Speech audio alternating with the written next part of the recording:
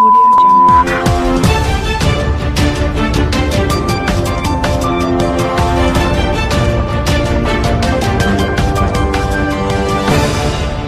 नमस्कार, आप देख रहे हैं न्याय टीवी। प्रॉपर्टी खरीदते समय कुछ सावधानियां बरतनी जरूरी है, क्योंकि कई तरह के धोखाधड़ी के मामले सामने आते हैं। आज हम बात कर रहे हैं वरिष्ठ वकील योगेश पेडनेकर से, और हम उनसे जानने की कोशिश करेंगे कि आमतौर पर किस तरह की प्रॉपर्टी रिलेटेड धोखाधड़ी के मामले सामने आते हैं।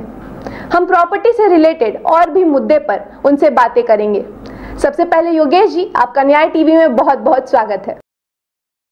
योगेश जी, सबसे पहले हमें यह बताइए कि किस किस तरह के धोखाधड़ी के मामले प्रॉपर्टी खरीदते या बेचते वक्त आपके सामने अब तक आए हैं? मेरे सामने तो प्रॉपर्टी खरीदते वक्त या बेचते वक्त बहुत 2-3 टाइप्स के फोर्जरी जो होता है वो सामने आया है। सबसे पहला तो जिसके लिए बिल्डर जब भी किसी फ्लैट परचेसर को फ्लैट परचेस करता है तो अपना जो सिस्टम है रजिस्ट्रेशन का वगैरह ये सब देखते हुए एक फ्लैट 2 जन को 3 जन को ऐसा सेल करता है। कोई बिल्डर होता है ना, बिल्डर परचेसर को ऐसा नुकसान पहुंचाता है। ऐसा करके कभी कभी वो खुद भी फंस जाता है। ओरिजिनल लैंड ओनर कभी कभी उसको डुप्लीकेट मिल जाते हैं, वो कभी मिलते नहीं है। इस वजह से वो भी वही उसी का शिकार हो जाता है। अभी ये 2 टाइप के फोर्जरी तो हो गए।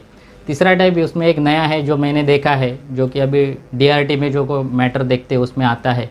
उसमें बिल्डर और परचेसर दोनों मिले हुए रहते हैं, जो एक डुप्लीकेट डॉक्यूमेंट्स ऐसा कुछ बना के उसमें उसके ऊपर कर्जा लेते हैं।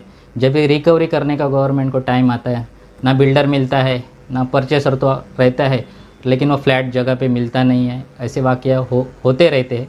इस तरीके से जो भी फोर्जरी होती जा रही है, तो इसमें कुछ अपना जो टेक्नोलॉजी है रजिस्ट्रेशन का वगैरह, जैसे अभी आप किसी बैंक में जाते हैं लोन करने के लिए, आपका पैन कार्ड नंबर डाल दिया तो आपने किस जगह से लोन लिया ये फटाफट आपके सामने आ जाता है। जैसे आप रजिस्ट्री में ये जो प्रोविज़न हो जाएगा, अगर मैंने एक सेक्टर का एक प्लॉट नंबर के ऊपर जो बिल्डिंग बनाया है उसके ऊपर रजिस्ट्रेशन होता है, जो अभी क्या है रेरा एक्ट के तरफ से जो फैसिलिटी है या उसमें टर्म कंडीशन है, उसमें आपको प्रोजेक्ट रजिस्टर्ड करना पड़ता है। वो रजिस्टर्ड प्रोजेक्ट में अगर रीसेल का डॉक्यूमेंट आ जाएगा तो कुछ तो उधर टेक्नोलॉजी ऐसा चाहिए कि इसका रीसेल हो रहा है, रीएग्रीमेंट हो रहा है सेम फ्लैट का, तो तभी ये धोखाधड़ी को आप बंद कर सकते हैं या उससे बाकी लोगों को बचाया जा सकता है। इसमें ज़्यादा सिर्फ तकलीफ जो होते हैं मिडिल क्लास लोगों को होती है, क्योंकि क्या है वो जो किसी भी बिल्डर के पास से अपना मकान खरीदते हैं, फ्लैट खरीदते हैं या दुकान खरीदते हैं, जो अपना पूरा ज़िंदगी का जमा पूंजी उसके ऊपर लगा देते हैं, और उसको ये तकलीफ़ आ गया तो उसको ज़्यादा तकलीफ़ हो जाता है।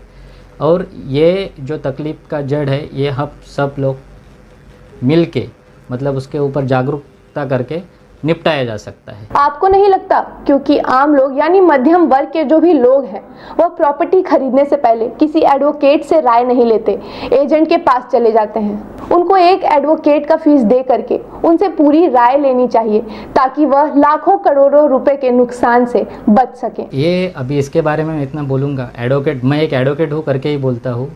ज़रूर हर एक आदमी को अपना ऐसा कुछ डिसीजन लेते हुए, कोई भी आदमी जो है, अभी मैं मिडिल क्लास के बारे में बात करूंगा, बड़े पैसे वाले तो इन्वेस्टमेंट के लिए घर लेते हैं, छोटे वाले का तो सवाल नहीं होता, लेकिन जो मिडिल क्लास लोग रहते हैं वो ज़िंदगी में एक ही बार घर लेते हैं। तो लोगों को ये सोचना चाहिए, मैं मेरा ज़िंदगी का जमा पूंजी इसके ऊपर लगा रहा हूँ, तो एडवोकेट्स का 20-25 हज़ार रुपये फीस डालने के लिए मैं 25 लाख रुपये या 50 लाख रुपये ऐसा ही नहीं गाऊँ। बहुत से ऐसे वाक़या हुए हैं, हमारे ऑफिस में हुए हैं, बाद में तकलीफ़ भी हुआ है उनको। तो ये 2-5 हज़ार रुपये या 25 हज़ार रुपये के लिए ऐसा नहीं करना चाहिए। वो लोगों का मेंटेलिटी रहता है, वो लोगों ने समझना चाहिए।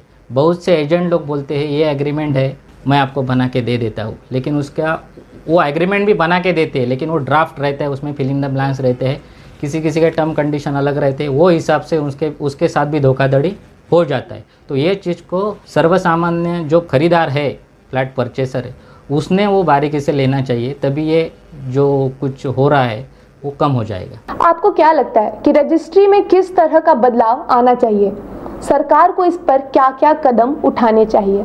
अभी मैंने आपको जो बोला कि जब भी रजिस्ट्री होता है किसी फ्लैट का, री रजिस्ट्री हो जाए तो एक बार उसको कुछ जैसा एक बैंक का लोन लेते हैं अभी आधुनिक इसमें, पहले वाले का तो छोड़ दो, प्रॉपर्टी के ऊपर 2-3 बार लोन लिया है सेम जगह, तो उसके ऊपर पाबंदी लगाई जानी चाहिए कि सेकंड रीसेल में भी आ गए ना, तो इंटीमेशन तो रजिस्ट्रार को आना चाहिए, उधर उसने इंक्वायरी करना चाहिए। और ख़रीदार ने भी क्या वकील के पास जाना चाहिए, उसका जो लीगल ओपिनियन है वो लेना चाहिए। उसमें क्या करते हैं, अगर हमारे पास कोई कस्टमर आता है फ्लैट परचेस करने के लिए, तो हम उसको बोलते हैं कि सर्च ले लो, पेपर नोटिस में पेपर पब्लिकेशन लेते हैं, ऑब्जेक्शन मंगाते हैं, उसका टाइटल बना के देते। ये सब चीज़ करने के लिए थोड़ा खर्चा पहला मैं बोला वैसा ज़्यादा होता है, लेकिन वो सेफ़ रहता है। किसी का कुछ तकलीफ रहेगा, किसी बैंक का उसके ऊपर पहले से कर्जा किया रहेगा, कुछ रहेगा, तो आपके सामने आता है।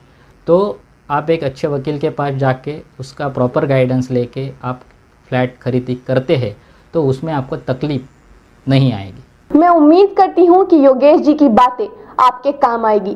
प्रॉपर्टी से रिलेटेड और भी मुद्दे पर हम चर्चा करेंगे। बने रहे न्याय टीवी पर।